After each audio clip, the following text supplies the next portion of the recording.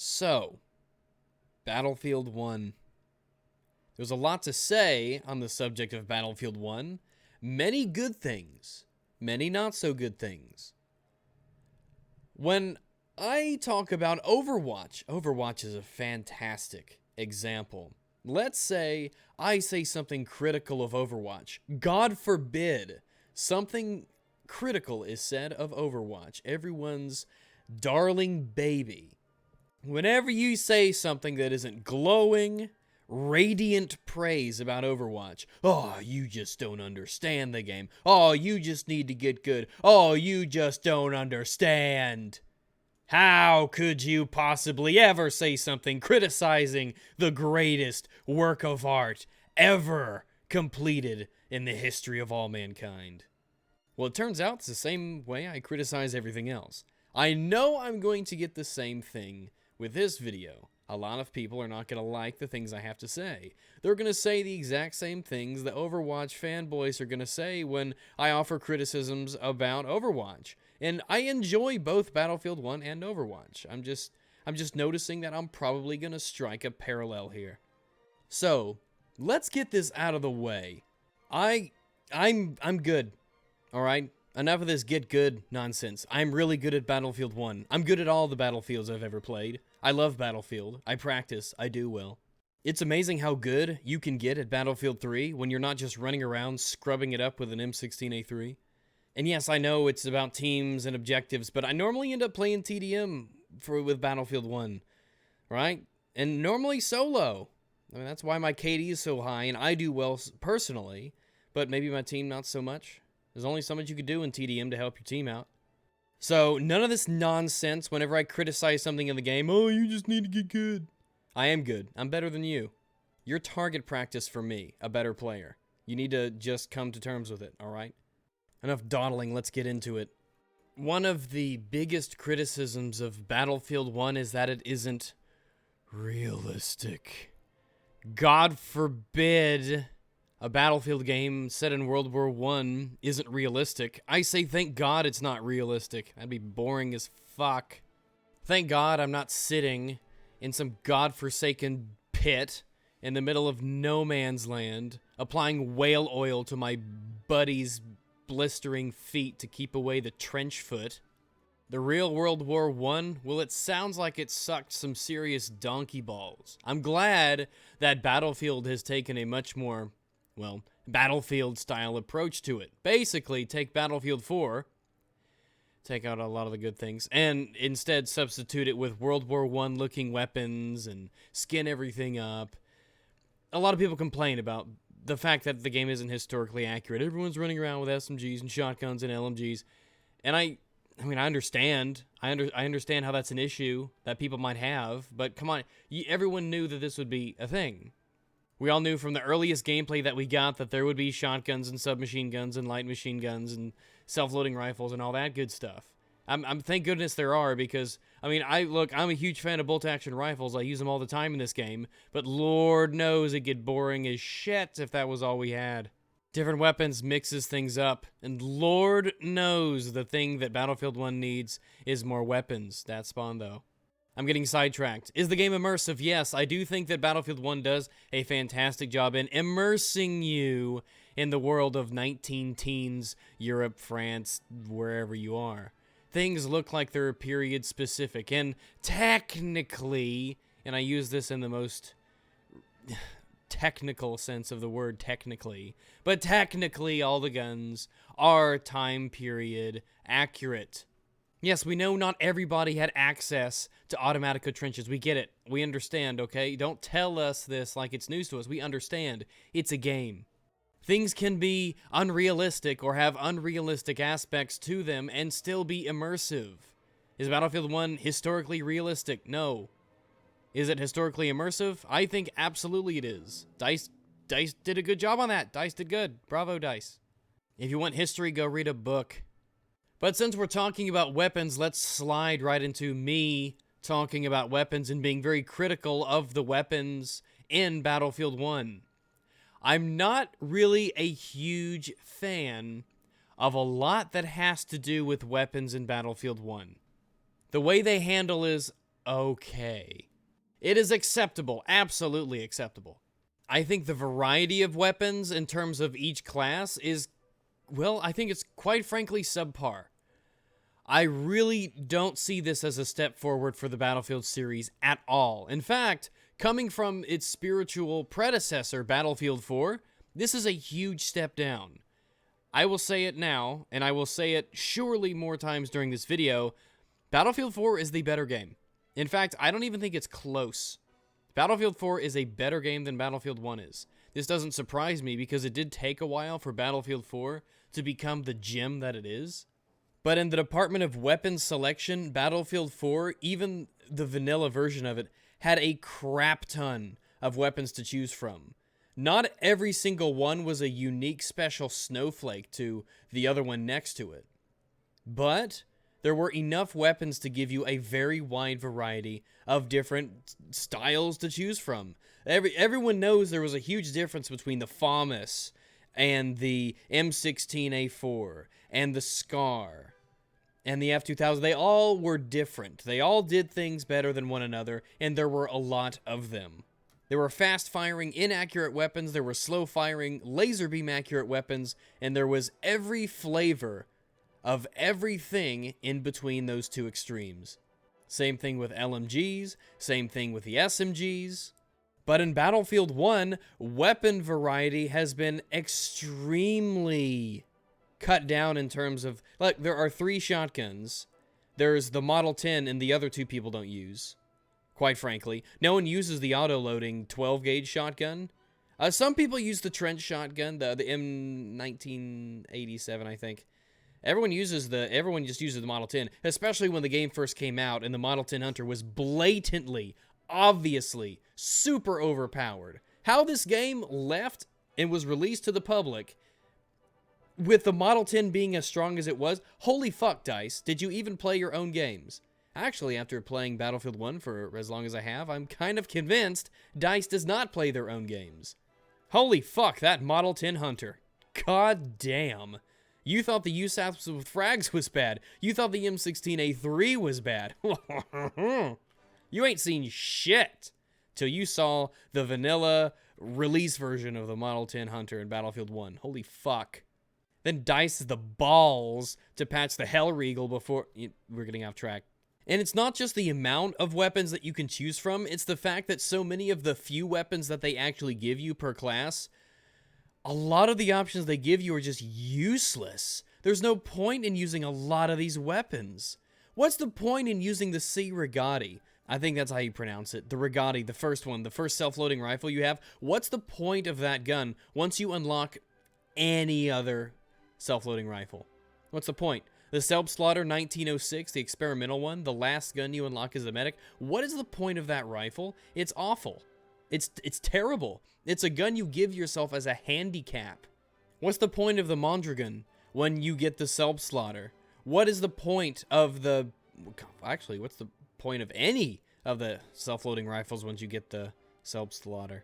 The Automatico Trench. Oh, fuck the Automatico Trench. This game is basically an Automatico Trench simulator. No one uses the Hellriegel. No one uses the MP18 SMGs. Everyone uses the fucking Automatico fucking Trench. I am shocked that thing has not been nerfed into oblivion already. Dear God, with the Automatico motherfucking Trench. Can't have people doing horribly in this game, or else they won't stick with it and buy the DLCs. We gotta put in the fucking Automatico Trench, the 900 round per minute laser beam hipfire accurate weapon. Oh my God, you look at anything within 30 yards of you and you just liquefy them. Oh, fuck. Yes, I am a little salty, and I should be. You should be too. I don't play as much Conquest in this game as I did with Battlefield 4, or really any of the other Battlefields I've played. It's been mostly Domination, War Pigeons, and Team Deathmatch. Unfortunately, these modes are a lot of the times, and I mean a lot of the times, Model 10 Hunter fights or Automatico Trench fights. And there is a reason that the SMGs and shotguns are so dominant in this game. Yes, the engagement ranges in TDM, in Domination, and War Pigeons, these modes, they have smaller engagement distances, so weapons that are better at shorter distances, yeah, they will be used more, and a lot of the times they are just more effective. But there's also another factor. As a whole, all of the other weapons in this game that classes have access to are not quite as deadly. They're not quite as potent. They have a longer time to kill. Light machine guns have, for the most part, low rates of fire. Self-loading rifles have high times to kill, even close up with their minimum amount of shots. No longer can sniper rifles, and we'll revisit those in a moment, but the sniper rifles in this game, or the rifles, just rifles, they will not kill in a single shot to the body at point-blank ranges. So you can't use... Well, we'll get back to that later. So it takes longer for everyone else to kill you if they're not an assault class. So in these modes, the assault class is just super, super dominant. While the assault class is the anti-vehicle class for the most part, he doesn't lose any anti-infantry potential. Assault kills everything. But since it takes these weapons that aren't mainly the SMGs and shotguns, it takes all the other weapons so much longer to kill, or they have, like a lot of weapons do. For instance, a Sirigati you're looking at here, a weapon I'm playing probably because I just did it for to lulz. There's no reason to use this gun. You've only got 10 shots. It takes 3 to 4 shots to kill somebody. It's another example of once you get another gun beside it, why would you ever use it? You can see me using the Automatico Trench here. It just liquefies people. You just look at them and they die. Now back to sniper rifles for a moment. In Battlefield 4, it would take 2 shots to the body or to the toes or to the pinky if you wanted to kill someone with a bolt-action rifle. Shooting somebody point blank was a kill. If you hit them in the upper body or the face, if you were point blank next to somebody and hit them with a sniper rifle, you would kill them. This was offset, however, by Battlefield 4's terrible defensive perk. The same perk that in one fell swoop negated the high-risk, high-reward style of shotguns and slugs and, simultaneously, sniper rifles in close quarters. But in Battlefield 4, you can't do that anymore. If you want to use a rifle up close, and you would think that, wow, this is a super powerful weapon up close, but if you miss, there's going to be such a huge delay until your next shot, and you have to be super accurate. Surely that is an excellent way to balance that out, especially when shotguns and submachine guns and light machine guns are so, well, commonplace in this game. Well, no, I guess not. Now, instead, what they have changed with these rifles is every rifle, with the exception of 2, I think, have a magic range. And in this magic range, if you hit somebody in the body, they die. It's a one-hit kill. With the SMLE, for instance, it is, I think it's anywhere between 50 and 80 meters. If somebody is within that 30-meter range, starting at 50 meters and ending at 80 meters, you kill them in a single body shot. When the game released, I think they've changed it a bit, but the Henry Martini, it was 30 to 80 meters. Holy fuck! Just hit somebody within 30 to 80 meters and they died. Instant kill, you're dead. Done. I played this game a whole lot when it came out, and I knew as one of the first people who unlocked the Henry Martini, I must have been. But I knew once I picked it up and started using it, holy shit, once everybody starts unlocking this, everybody is going to be using it. Sure enough, they did. Luckily, they patched it a bit, toned it down. But pretty much every rifle has this magic range of one-hit killness. It's the sweet spot that they put in. I hate this change. I think it is stupid. I think it is ridiculous. I think it's awful. It encourages a number of things. One, it doesn't encourage you to go for headshots. Headshots will still kill in one bullet, all right? You can still hit somebody in the face with a sniper rifle and they'll die, thank God. But why do that when you can just hit them once in the body and kill them? And the ranges that they set for these one-hit kill shots, they're different for every rifle. And on a lot of rifles, it's just pointless because you will never get at that engagement distance. That's why everybody uses the SMLE, for instance. That's why everyone uses the 1895. No one uses the Gewehr 98. No one uses the M1903. Even though I think the Gewehr 95 is the best one in the game, the one I'm most skilled with, and the one I think you could do best with, is... Oh yeah, we'll get back to Revival in a second. That's a prime example of it. But I don't like this change. I don't like the idea that you can be 80 meters away from somebody and hit them in the body with a rifle and they just drop dead. Do you want to go for that headshot, or do you want to go for double body shots? Not only that, but it encourages people who are using these rifles to stay away from the objective. There is an actual statistical reason for you to not want to be at an objective point. Instead, this damage model encourages you to stay a certain distance away from objectives where the enemy could be. In Battlefield Bad Company 2, in Battlefield 3, in Battlefield 4, if a recon wanted to move up to an objective to capture it, or if they knew that an objective was being captured and taken away from their team and they needed to get on the point to stop the bleed, they could do that. Because at least they knew, they knew at least if I hit them with this sniper rifle close up, I was still able to kill them. If I was good, I would be able to do it. In Battlefield 1, you can't do that.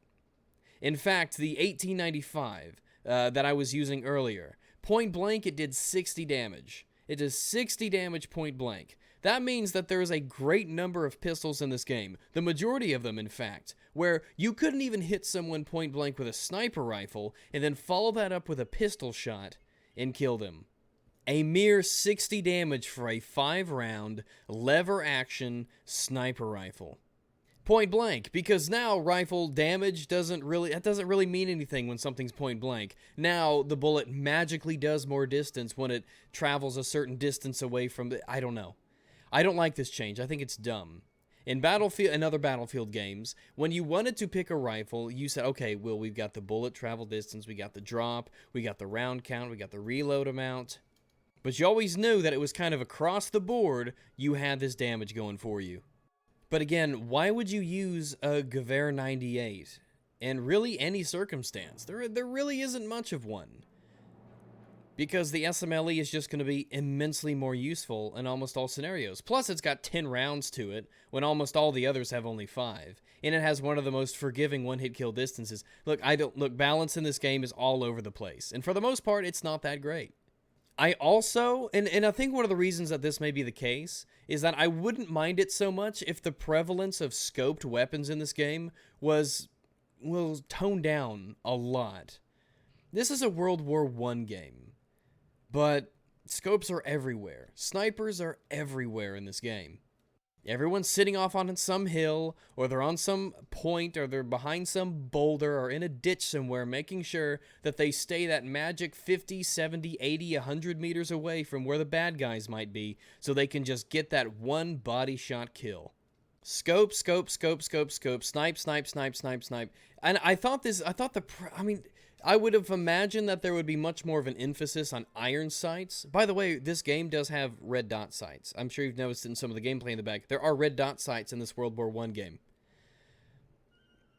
But I was kind of hoping that they would have more of an iron sight focus, where maybe you'd have the regular iron sights like you'd see here, but then you could have like peep sights, for instance, that would give you a smaller sight picture, as peep sights do, but they would zoom in a lot further. Something like that, something that kind of keep the immersion but allow you to reach out a bit more. That would factor in the styles of different sights and their zoom. So you could have these big open sights, like the buckhorn sights, and they wouldn't zoom you in at all. Or you could have some more precise sights that would zoom in further, but again, you'd get a bigger obstruction on the rest of your screen. Something like that. But no, I guess that would be creative and clever, so obviously DICE wouldn't be doing that, would they?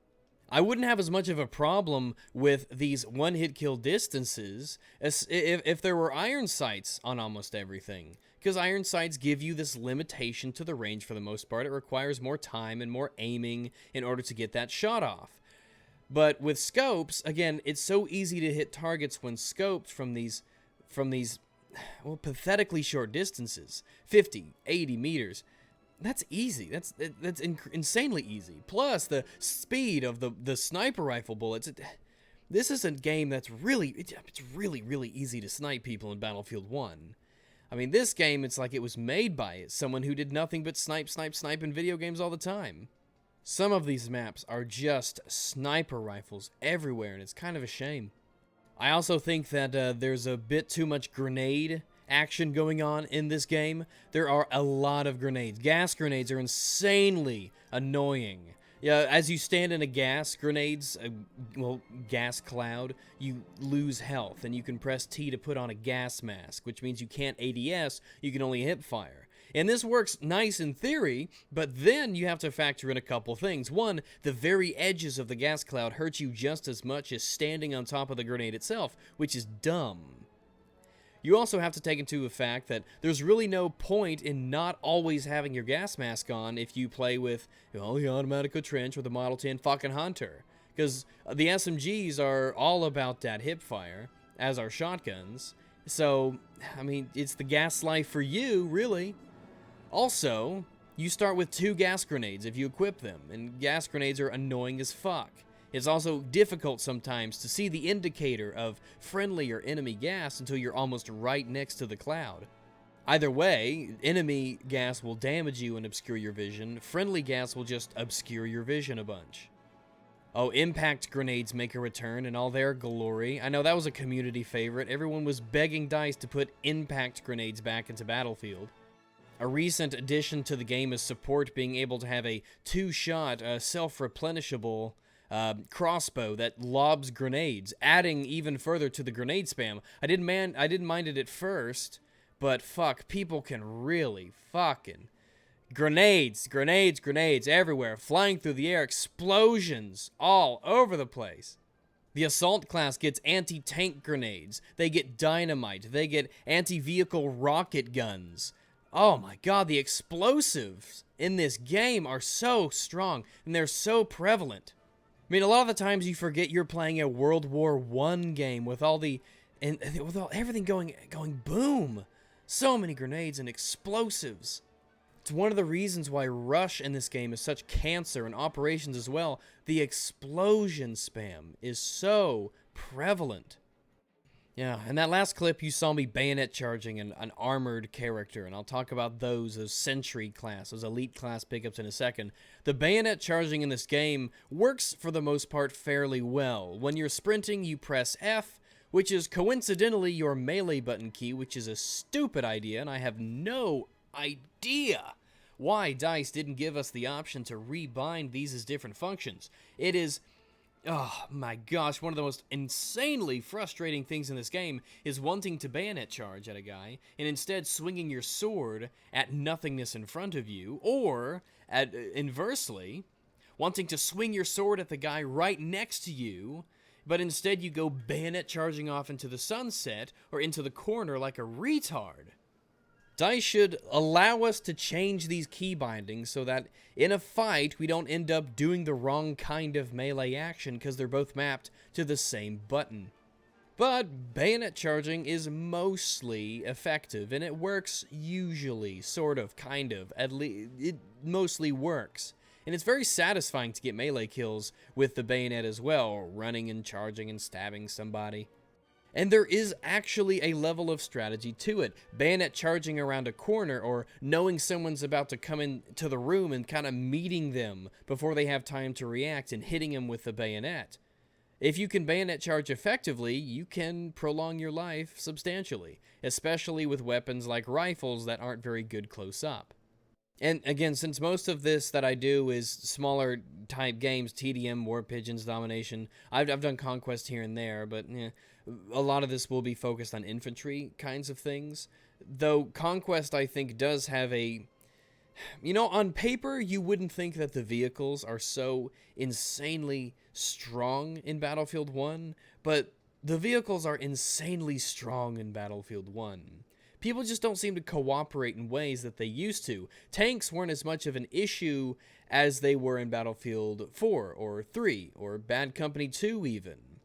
But in this game, tanks can destroy teams time and time again. When you spawn into a vehicle, you can choose what kind of vehicle it is. And what that means is that someone picks a light tank so that they can boost their KD because it's a one-man tank, or they roll around in an armored car with their 12 gunners and machine guns sticking out of every possible nook and cranny of this thing, plowing through teams as well.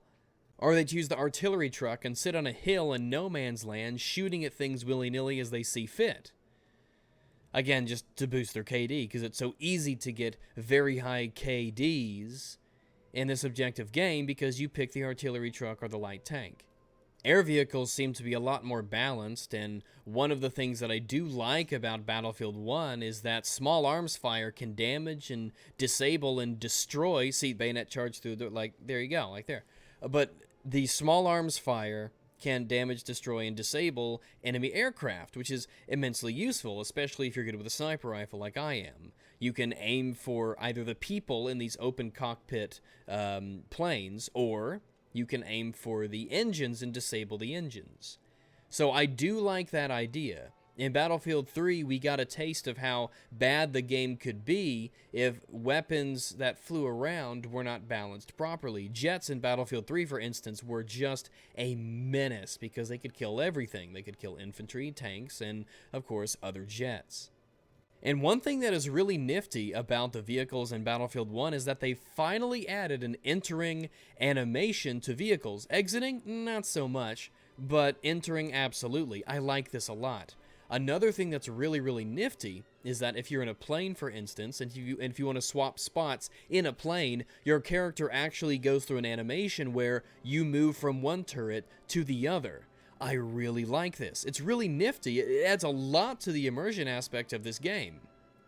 You'll turn out of your turret, and then you'll crawl across the fuselage. I think that's what it is. I don't know my aviation engineering terminology. And you'll go past the pilot as he's sitting there flying the plane. You'll get into the next gunner's seat. I really like that. It looks really cool. And kudos to DICE for being able to do that so well. It's also really nifty because as you sit there in a gunner spot of one of these vehicles and you look around, you see the plane around you. You see the little support struts, and you see the wings, and you see the wires, and you can look and see the pilot, and that is really, really nifty. And when the game is running well and everything looks cool, it gives you this, or at least it gave me, this really interesting and odd sense of vertigo, kind of. Another thing I like, because it reminded me in this clip, was how I really like how comical bodies will fly due to explosions that occur around them.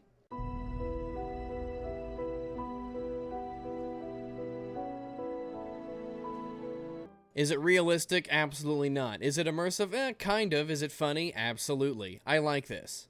I just do. I think this is funny. I like the fact this is in the game. Back to vehicles for a second there.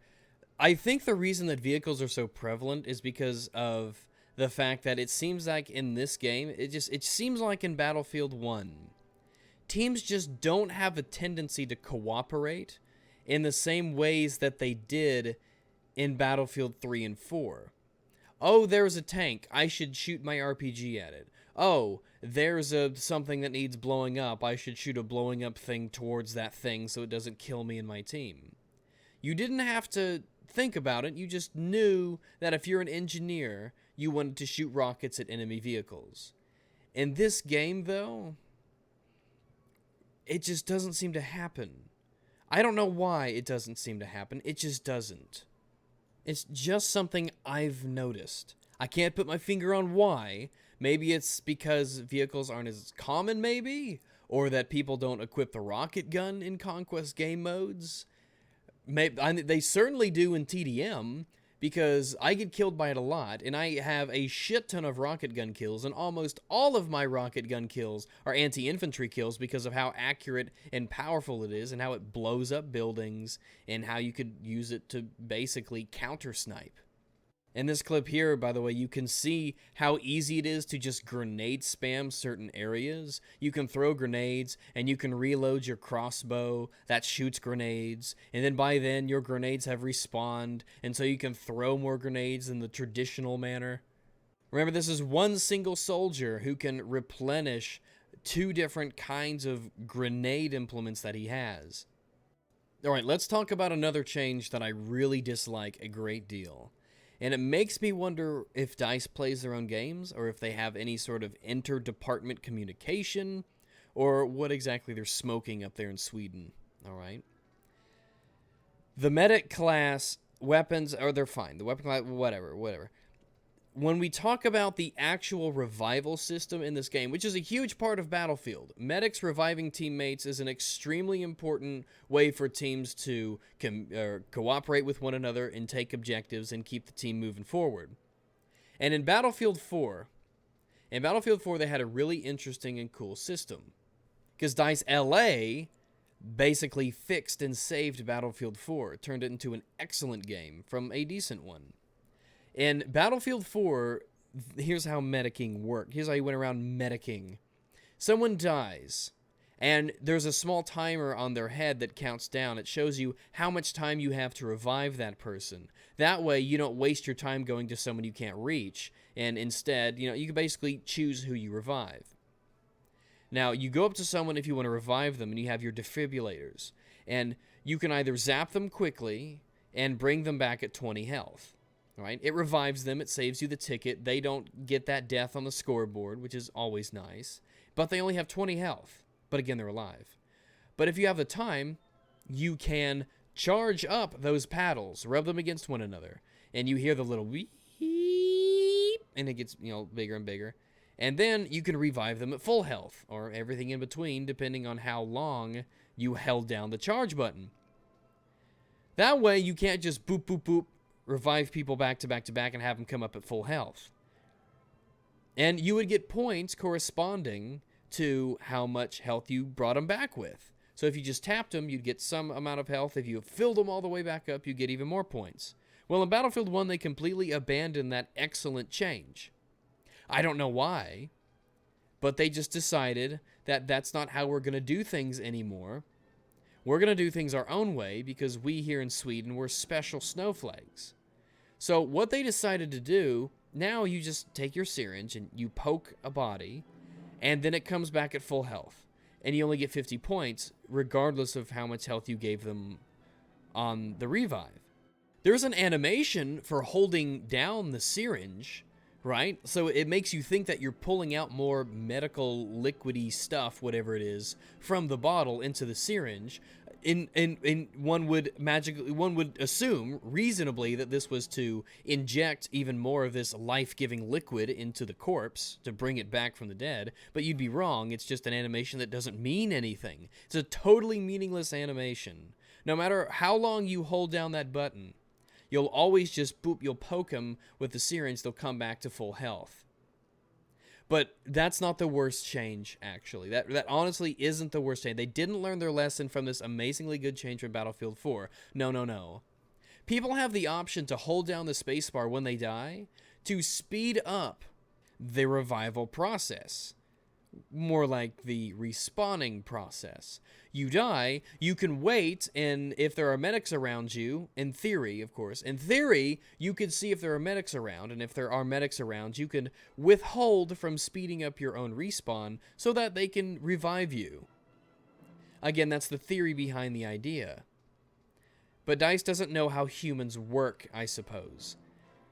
Because what happens time and time and time and time again is that you will be a medic, you will see Carl over there in the corner get shot in the face hole, and you pull out your syringe to go save him, and you're running toward him, and enemies are shooting at you, and you're having a wonderful Saving Private Ryan moment, and you're going to be the hero, you're going to bring him up, but right as you get to him, hell, sometimes as the animation of you sticking the syringe of life-giving liquid is working, and you're about to stab him with a syringe to bring him back to life, he has chosen to accelerate his respawn, and you get nothing. His body lies there, and it is in a non-revival state because he's back into the game.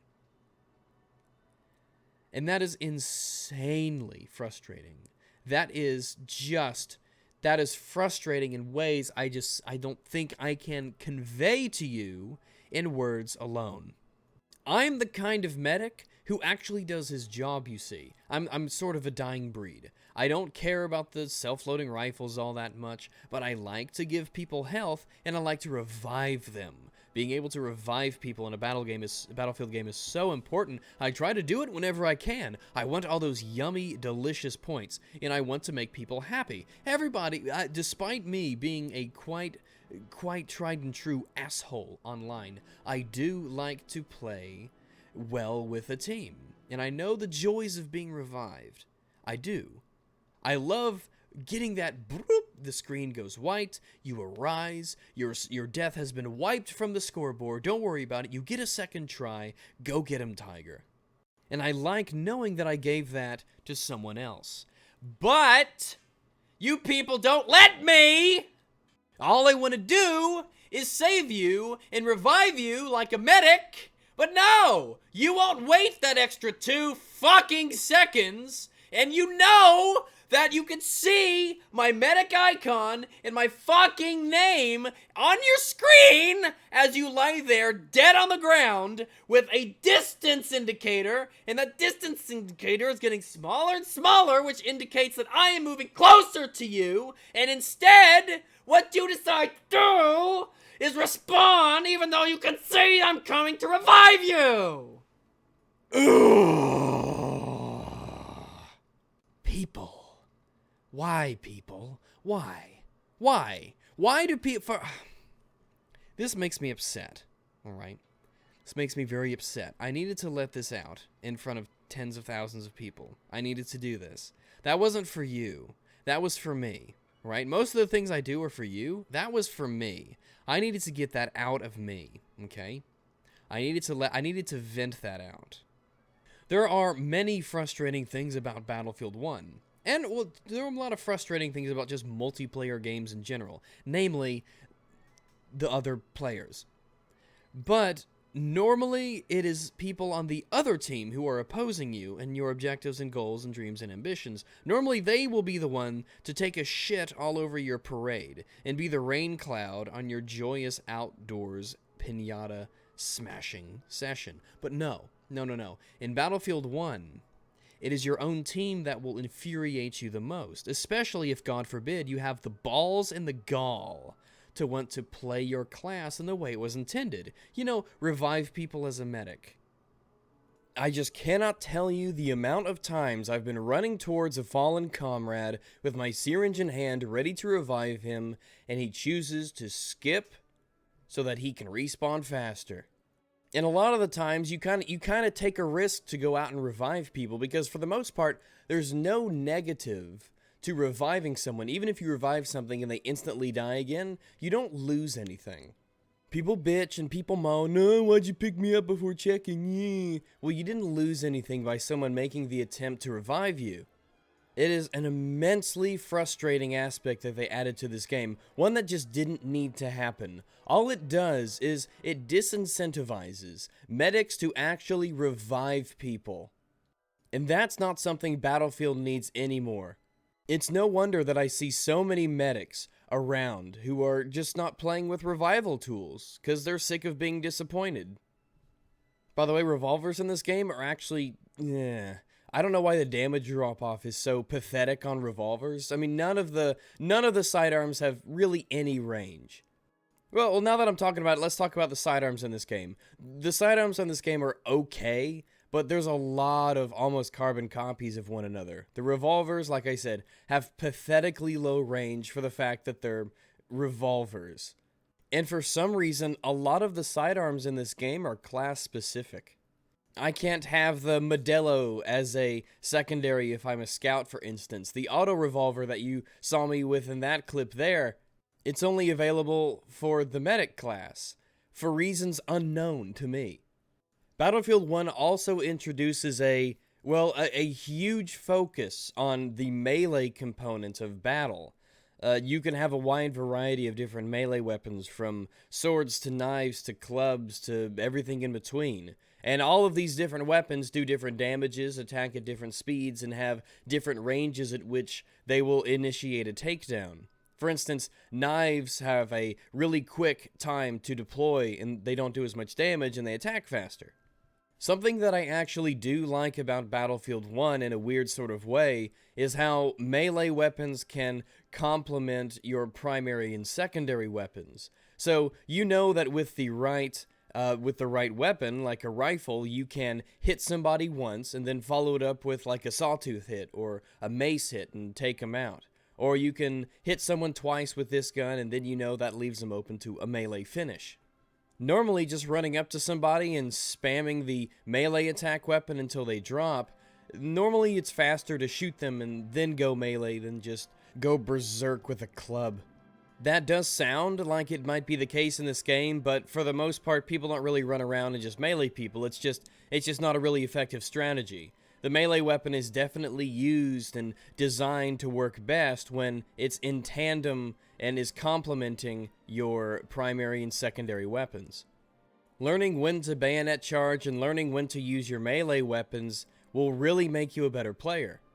I've done a lot of one-hit revolver, then melee attack follow-up shots, for instance.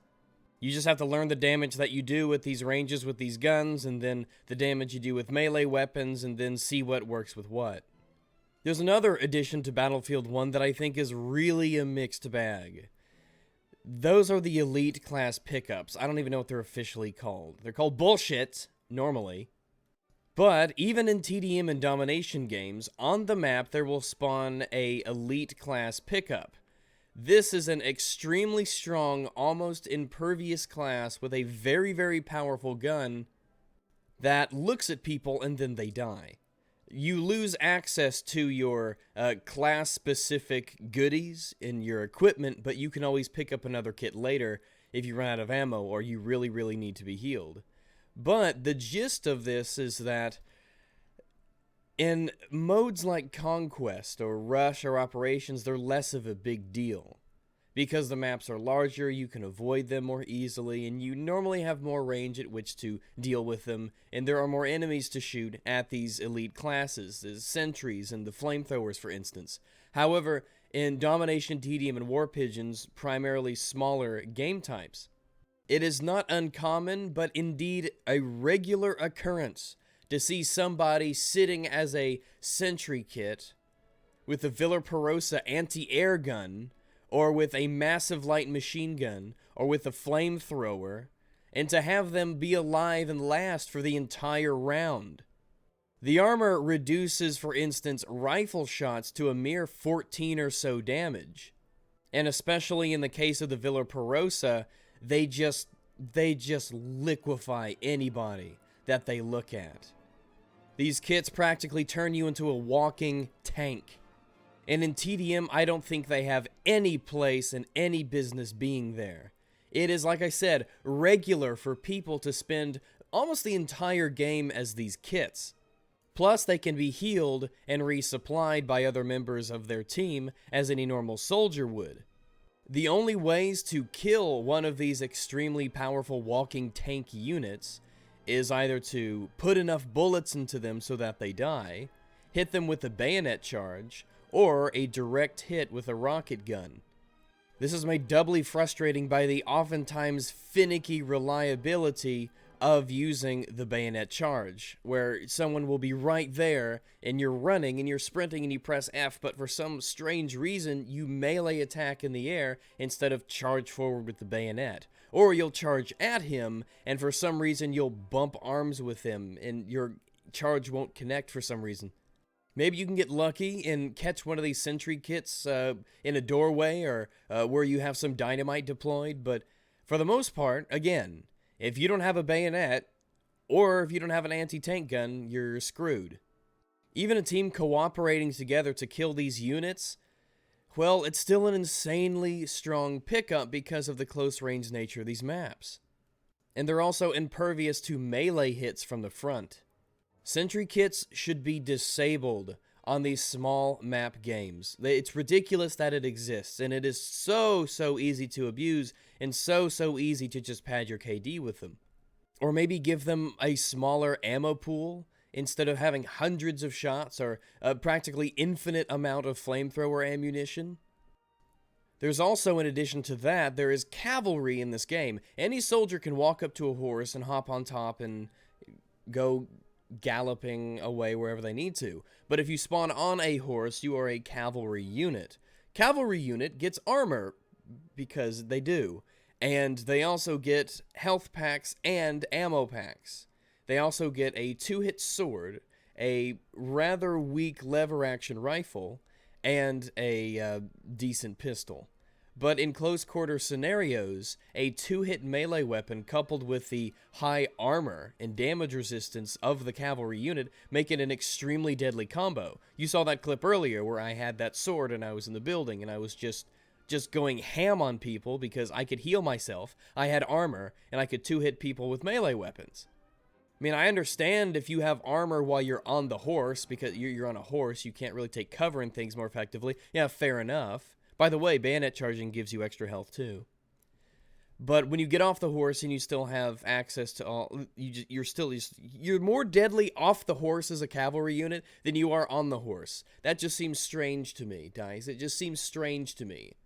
On paper, if I would have noticed that at the board meeting, I would have said, it's sort of weird, guys, that a cavalry unit is more deadly when he's not on the thing that makes him a cavalry unit.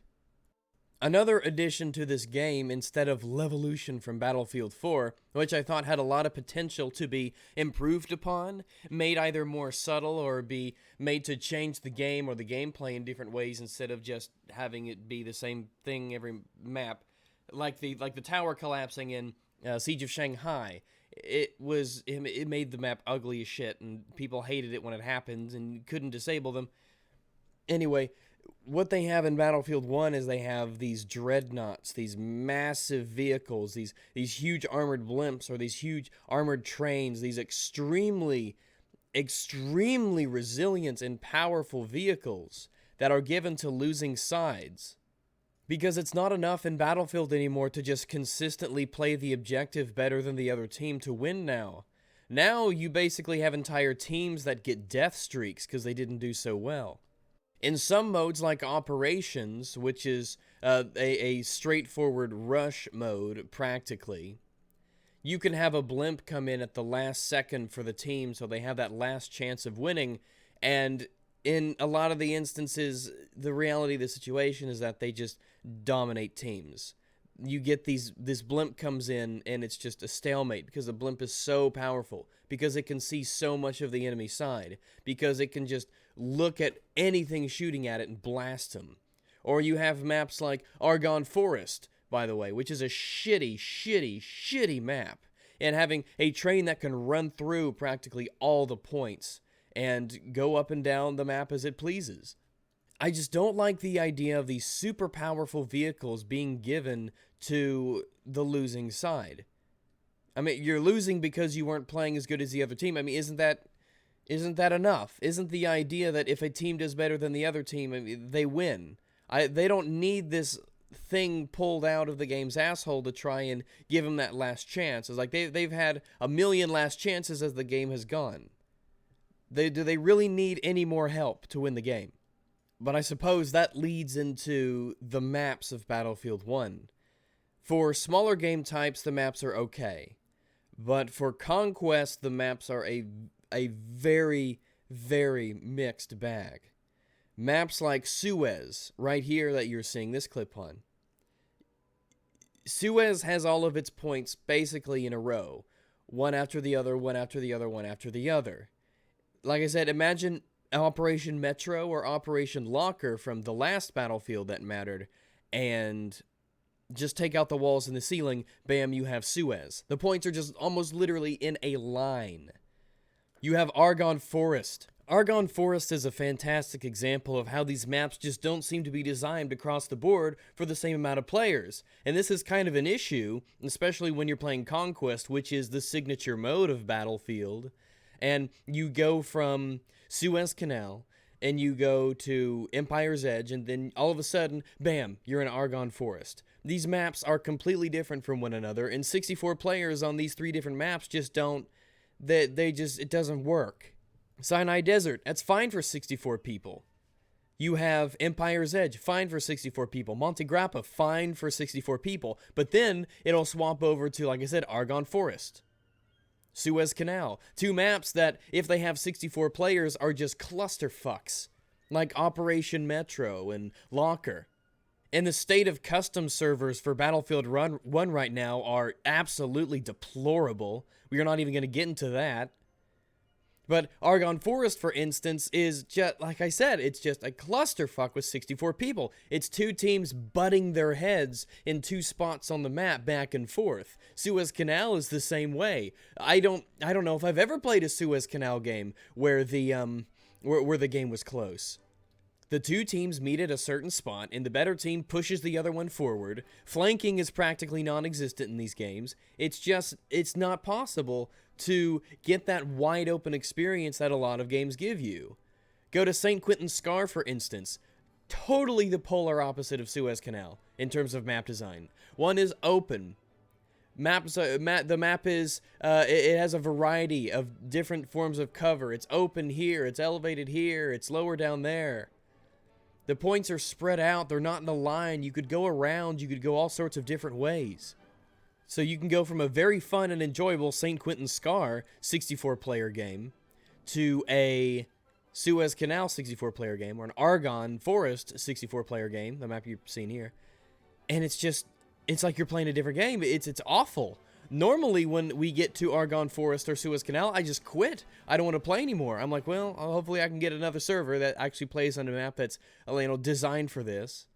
Suez Canal seems like it's supposed to be a really simple and lackluster rush or operations map that they've just sort of plopped Conquest on. Even with the changes that they've added to it since its inception and the release of Battlefield 1, Suez Canal, for instance, it's still terrible. It's a still awful map.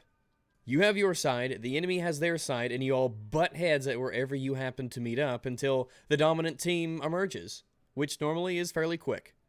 Then it just turns into a sniping competition so that hopefully you can get as many kills and assists as possible before your inevitable loss, because the other team is stomping you.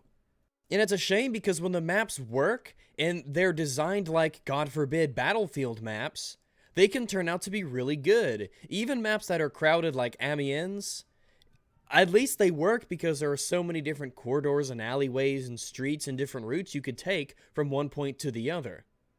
Empire's Edge, great map. Monte Grappa, great map. I even think Sinai Desert's a pretty decent map. So is Ballroom Blitz. But, again, the maps are, overall, I think they're a step down. I think the maps are just a step down from Battlefield 4. And Battlefield 3, and Bad Company 2. Another thing I do not like about this game at all is the way in which you spawn into the game. When you spawn into the game, it's a little different than what it was in Battlefield 4, right? Now, in Battlefield 4, when you're on the respawn screen, you could see the icons of everybody moving around the map. You can see what points are being taken. You can see where the vehicles are, and you can choose where do you want to spawn. When you highlight an a friendly player to spawn on in your squad, you can see what they are seeing. And you can see their health. You could see the status of that person as they're walking around doing what they need to do. This was incredibly useful, obviously, because, well, you could see through their eyes. Then when you spawn on them, there's a small delay, and then you appear on the battlefield. When you appear on the battlefield, you can be shot by enemy players because you're a soldier on a battlefield in a video game. However, this has been changed up a bit for Battlefield 1 in a horrible way. The way in which players spawn into a game is awful, and I have no idea if DICE has any clue as to what they're doing. I just don't understand. All the excellent changes that they've made in Battlefield 4, so many of them have just been completely abandoned in this game. Why? No clue. For the sake of being new, I suppose. Now, you look at the spawn screen, and you're looking at the map, and you see everything moving around in real time, which is nifty, I suppose, but there was nothing wrong with the way the icons worked. Icons worked perfectly and in the same way, except now, when you click on somebody to spawn on them, there is this very strange sort of zooming in effect. Your character zooms into the spot where you are. However, what this does is, for the sake of looking nifty and neato, it creates a huge delay between when you say to spawn on somebody, when you actually spawn on them, and the position at which you spawn on the person you wanted to spawn on in. Countless times, as anybody who's played this game can tell you, you will be shooting at somebody, hell, they could be dead, and an enemy, because of the delay between them wanting to spawn and actually spawning, the delay will mean that an enemy pops up from the ether, from nowhere, with full health and a full magazine just right there in front of you. And a lot of weapons, since they have very limited round counts, that means you die. That means you die. You will be following an enemy, wanting to stab him in the back or wait for the right time to strike, and someone spawns on him, but because of the delay, they spawn in behind you, so now you're sandwiched between somebody and the guy who spawned on him. Hell, you could have killed a guy, and as you are reloading, somebody spawns on him, and because of the delay, now he's sitting there staring at you, you're reloading, and he's like, oh, I'll just fucking shoot you.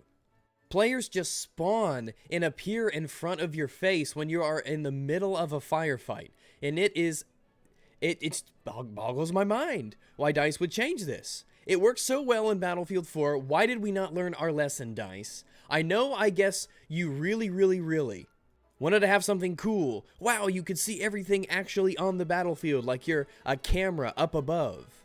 Wow, it's so nifty. And you can zoom in and all of a sudden your character appears on the map.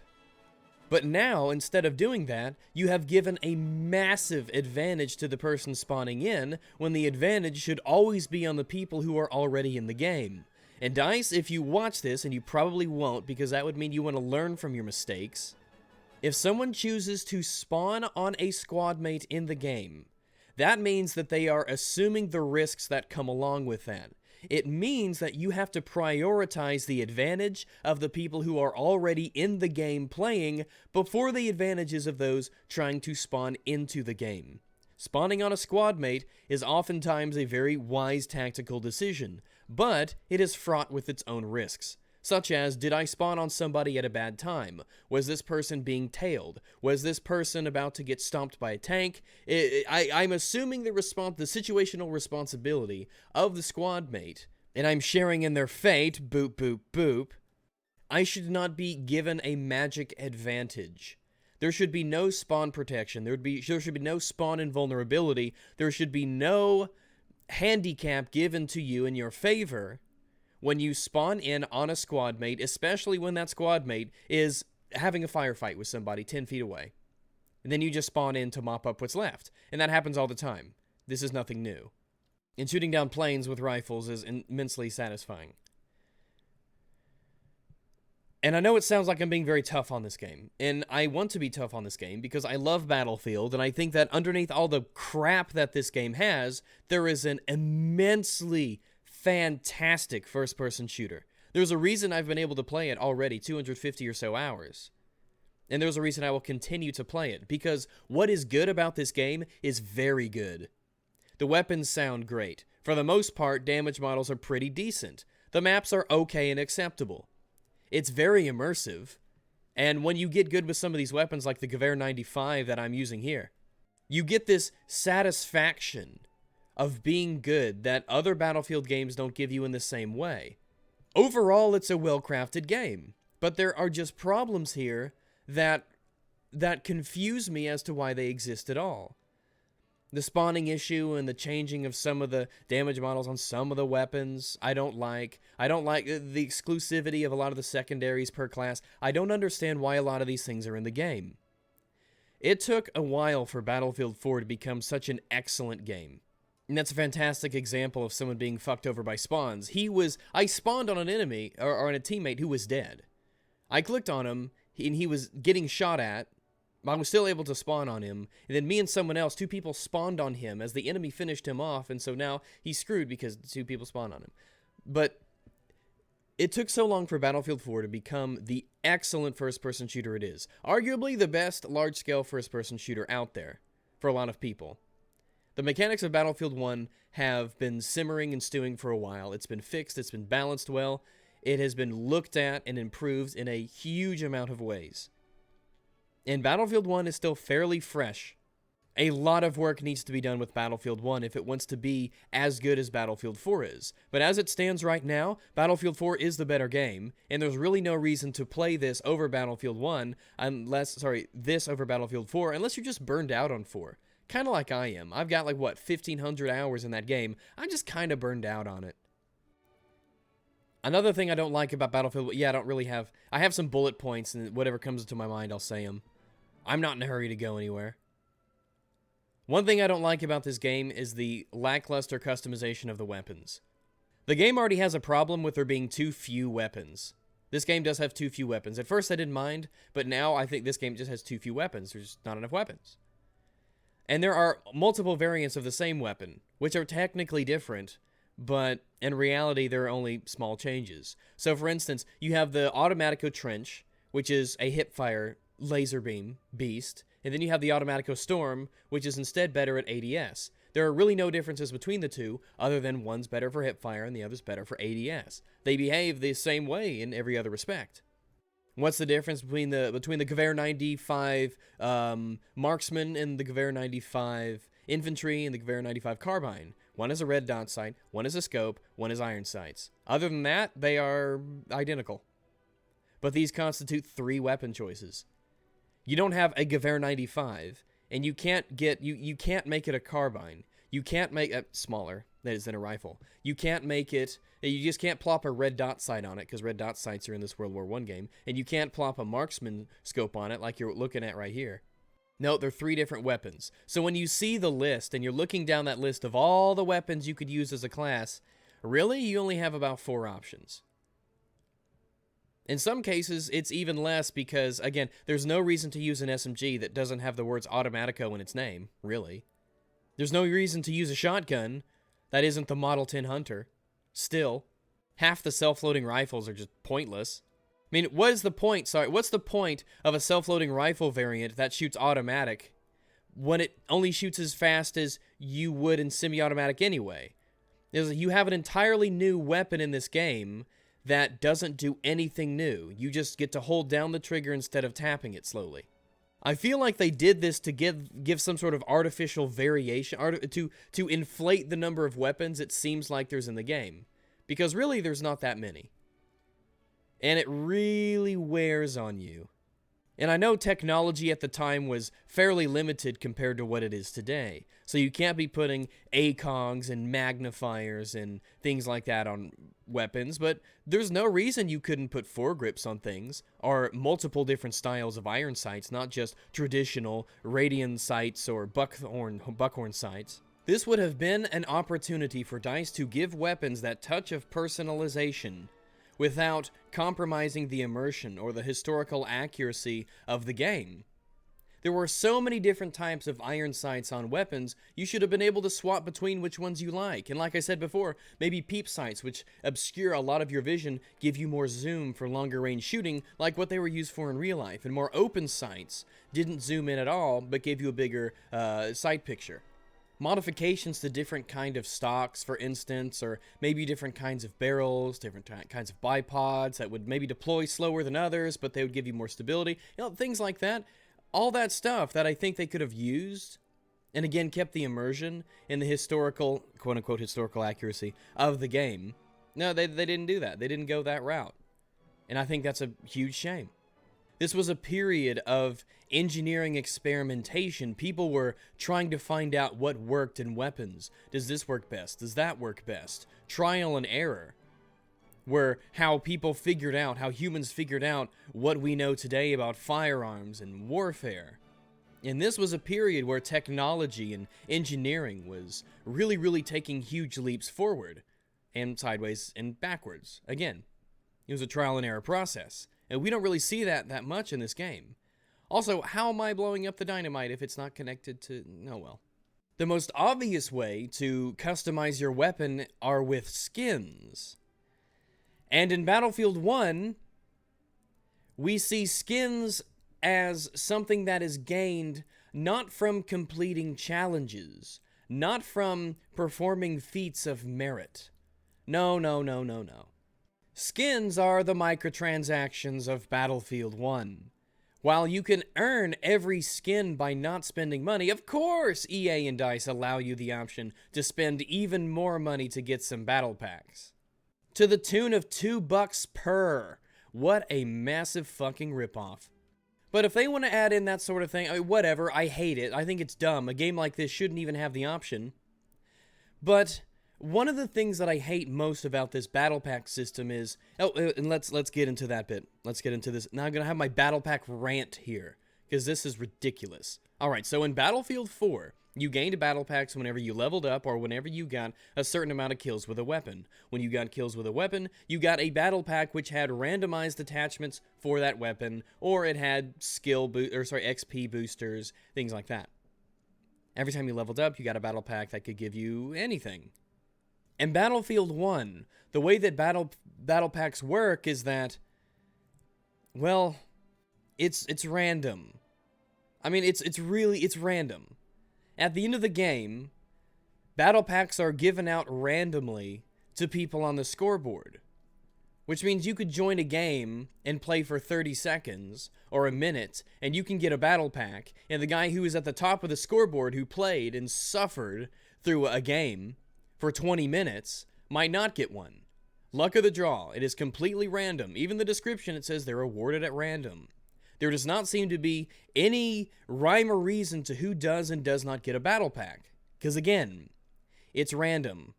I think you have about a 1 in 6 chance of getting one. I don't know. And quite frankly, I just can't be fucked to go and double check.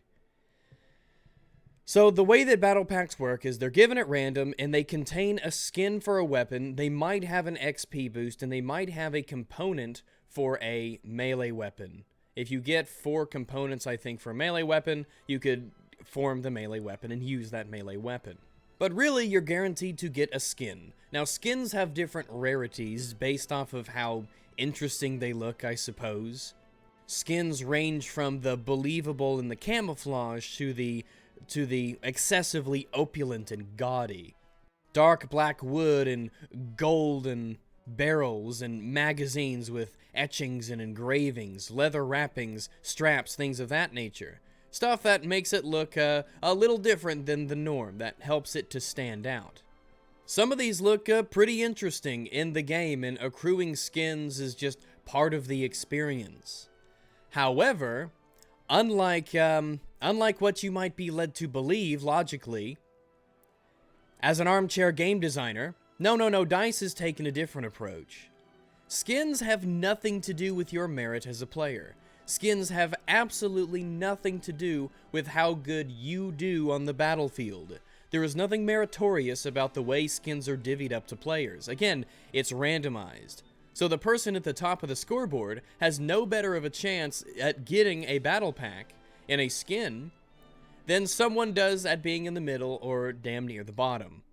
This represents another huge missed opportunity by DICE or EA, whoever had the final say. Well, so EA and DICE, they couldn't come up with anything more creative. But this represents a huge missed opportunity in order to alleviate some of the issues that have plagued Battlefield and, hell, a lot of shooters from their inception. How do you get people to play the objective? Well, maybe you give awards to people based on how much they play the objective, or how much they help their own team. Maybe you give more weighted chances to players who have a very high score, to players who capture the most objectives, to players who defend the most objectives, who heal the most, revive the most, give the most ammo, who repair the most vehicles, that destroy the most enemy vehicles.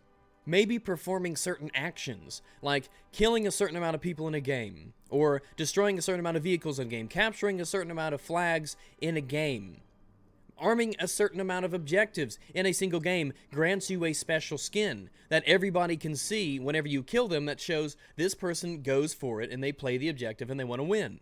Have there be a list of skins in the game, and have there be a description that says, in order to get this skin and show off your accomplishment, you have to do this. You have to overcome this challenge. You have to do this on the battlefield.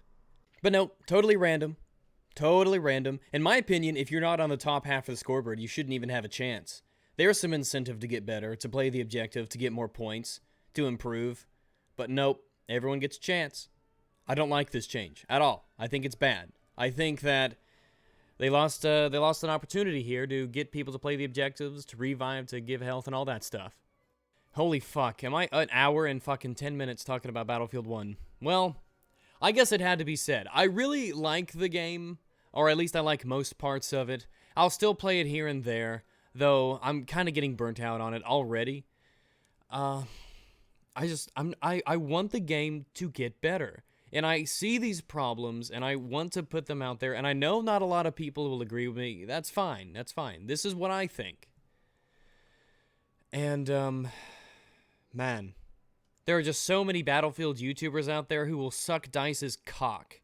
No matter what they do, no matter what they mess up, no matter how bad things are, they will gloss over the problems, or they will barely address them, or they just won't even bring them up. They don't want to make companies angry. They don't want to make people angry. They don't want to get people upset. Battlefield can do no wrong in some people's eyes. And I actually love Battlefield. So I'm going to address its problems, and I'm going to criticize it. Whether or not it's the wanky weapon balance, whether or not it's the grenade spam, the vehicle imbalance, whether or not SMGs are OP, whether the cavalry class is this or that, whether all this stuff. I recognize that there are problems here, and a lot of the stuff is very fixable. This game can be balanced and fine-tuned, and you can do a lot of stuff with this game to bring it to the full glory I think it can get to. Do I think it's worth a buy? I do think it's worth buying. But if you played Battlefield 4 as much as I have, and if you've been paying attention to stuff like this, then you'll notice that DICE missed the opportunities to learn from the improvements of the past, and instead went into a direction that isn't necessarily better for the franchise. So there you go. That's a critical look from me about Battlefield 1. I could go into more things that I like. I like the weapon sounds. I like a lot of the animations. The game looks gorgeous, that's for certain. You can still get those Battlefield moments like you did in other games. You could still feel excellent about yourself when you do well, and you can have a lot of fun when you play with people you know and you push the objective and you help each other out. There's lots to praise about Battlefield 1, absolutely. I still think it's worth a buy. I just wanted to focus on being critical of this game, again, because I want to see it at its best, at its full potential. I want it to be improved upon, fixed, altered. I want feedback to be taken into consideration. I want this game to be treated like Battlefield 4 was. I want it to turn from a good or decent game into the amazing game that I know the DICE team can make it into. Of course, anything I've said in this video is subject to be changed or altered or addressed in an update, so don't come back to this video 5 months later and tell me, see ya, I'm out.